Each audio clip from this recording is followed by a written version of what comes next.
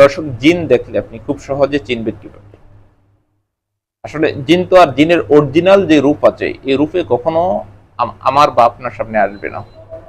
অবশ্যই তার একটা আসল চেহারা লুকিয়ে ওই অলৌকিক যে চেহারা আছে চেহারা নিয়ে অবশ্যই আমাদের সামনে আসবে। তো জিন দেখলে আপনি এই জিনটাকে চিনবেন কিভাবে যেটা আসলেই জিন, এটা মানুষ না? এটা চেনার উপায় কি, সঠিক নিয়ম কি বা সঠিক পথ কি? আজকের ভিডিওতে এই বিষয়টি আপনাদেরকে বিস্তারিত বোঝানোর চেষ্টা করব। তাই আমি মনে করি আজকের এই ভিডিওটি আপনাদের জন্য খুবই দরকারি, খুবই উপকারী এবং খুবই গুরুত্বপূর্ণ একটি ভিডিও। ভিডিওটিকে না টেনে একটু শেষ পর্যন্ত দেখার চেষ্টা করবেন। ভিডিওটি শুরু করার আগে ছোট্ট একটু অনুরোধ করব, আপনি যদি আমার এই ভিডিওটি আমার ইউটিউব চ্যানেল থেকে দেখে থাকেন তাহলে চ্যানেলটিকে সাবস্ক্রাইব, এবং ফেসবুক পেজ থেকে দেখে থাকলে অবশ্যই পেজটিকে ফলো দিয়ে রাখবেন নিয়মিত এবং গুরুত্বপূর্ণ ভিডিও পাওয়ার জন্য। চলুন তাহলে এই বিষয়ে আর কথা না বাড়িয়ে ভিডিওর মেইন আলোচনায় আসতে পারি। দর্শক, একটা কথা আপনারা মাথায় রাখবেন, জিন জাতি কিন্তু কখনোই নিজের যে আসল রূপে মানুষের সামনে আসে না। বিভিন্ন কিছুর সুরত ধরে, কখনো মানুষের সুরত ধরে, কখনো বিড়ালের সুরত ধরে, কখনো সাপের সুরত ধরে, কখনো কুকুরের সুরত ধরে, আর ফাঁকির ভিতরে সবচাইতে বেশি জিন জাতের সুরত ধরে কাকের সুরত। এই বিভিন্ন রূপ নিয়ে জিন জাতি আমাদের সামনে আসে। অরিজিনাল সুরত নিয়ে খুব কম সংখ্যক মানুষের সামনে আসে, কারণ এটার যে বিশ্রী একটা সুরত, এই সুরত নিয়ে আপনার আমার সামনে আসলে অনেকে সেন্স ঠিক রাখতে পারে না। এই জন্য জিন জাতি নিজের আসল সুরতে কখনোই আমাদের সামনে আসে না।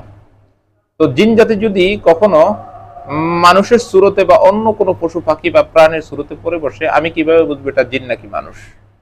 এটা চেনার উপায় হচ্ছে, আমি আপনাদেরকে সংক্ষেপে একটি বিষয় তাকাই। যদি আপনার কখনো সামনে এরকম পরেই বসে, আপনি সর্বপ্রথম যে জিনিসটা দিয়ে তাকাবেন, এই যে দেখেন একটা কালো ছায়া পড়েছে আমার পিছনে, কালো ছায়া। আমি মানুষ হিসাবে আমার গায়ের একটা ছায়া হয়, কিন্তু জিন জাতির গায়ের ছায়া হয় না, কারণ ওটা তার অরিজিনাল সুরত না, অরিজিনাল পেজ না, অরিজিনাল বডি না ওটা। এই জন্য এই যে আমার যেমন গায়ের ছায়া পড়েছে, আমরা কিন্তু রোদের ভিতরে হাঁটলেও এই ছায়াটা পড়ে, বা আলোর ভিতরে দাঁড়ালেও এই ছায়াটা পড়ে, কিন্তু জিন জাতির গায়ের কোনো ছায়া হয় না, শ্যামা হয় না, ছায়া হয় না, শ্যামা হয় না। এই জিনিসটা মাথায় রাখবেন। আরেকটি জিনিস স্পষ্ট করে বলি, জিন জাতি আগুনের সৃষ্টি।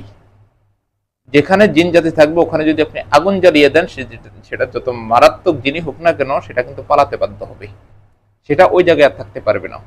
তো একটা সিস্টেম আছে, জিন জাতি যদি আপনি চেক করতে হয়, সেটা যত মারাত্মক জিনিস হোক না কেন, আপনি তৎক্ষণাৎ আগুন ধরিয়ে দিবেন। সে যে জিন হয়ে থাকে, মানুষ না হয়ে থাকে, সে কিন্তু পালাতে বাধ্য হবে, ওই স্থানে সে আর থাকতে পারবে না, পালিয়ে যাবে। আর সংক্ষেপে আরেকটু সহজ আমল, এগুলো যদি কিছুই না পারেন, আপনি যদি কোনো পশু পাখি প্রাণী বা মানুষ দেখে সন্দেহ এটা জিন নাকি মানুষ, তৎক্ষণাৎ আজান দিয়ে দিবেন, তৎক্ষণাৎ মুখে আজান দিবেন। আজান দিলে কিন্তু জিন আর ওই স্থানে থাকতে পারে না, জিন পালাতে বাধ্য হয়। তো এই সিমটম গুলো দেখবেন। তবে একটা কথা মাথায় রাখবেন, জিন যদি আপনার দেখতে হয়, জিন কিন্তু ম্যাক্সিমাম সময় আপনাদের গ্রামে গঞ্জে, আপনি যেখান থেকে ভিডিওটা দেখছেন ওই জায়গায় বা ওই শহরে, ওই জেলায়, ওই থানায় সবচাইতে ভালো মিষ্টি যেই দোকানে হয়, জিন কিন্তু খাবারের ভিতরে সবচেয়ে বেশি পছন্দ করে মিষ্টি জাতীয় খাবারটা। মিষ্টি খাবারটা জিন কিন্তু একটু বেশি খায়। তো ওই দোকানে একটু জিন ভিড় করে। আপনি যদি জিন দেখেও থাকেন, এই সমস্ত অঞ্চলে একটু বেশি দেখবেন। আর দেখবেন মসজিদে। আর খারাপ জিন যেগুলো, এগুলো বন জঙ্গল বাথরুম এই সমস্ত জায়গায় থাকে। তো যে সিমটম গুলো আমি বলেছি, এই সিমটম গুলো দিয়ে আপনি জিন জাতি আলাদা করতে পারবেন। তবে জিন জাতি যদি আসলেই কখনো আপনার সামনে দেখা রাখেন, অত বেশি কথা বলে না মানুষের সাথে, খুব কম কথা বলে মানুষের সাথে, ঠিক আছে? তো এই সিমটম গুলো দেখে আপনি জিন জাতি আলাদা করে ফেলবেন। ধন্যবাদ, ভালো থাকুন, দেখা হবে পরবর্তী ভিডিওতে। আসসালামু আলাইকুম ওয়া রাহমাতুল্লাহি ওয়া বারাকাতুহু।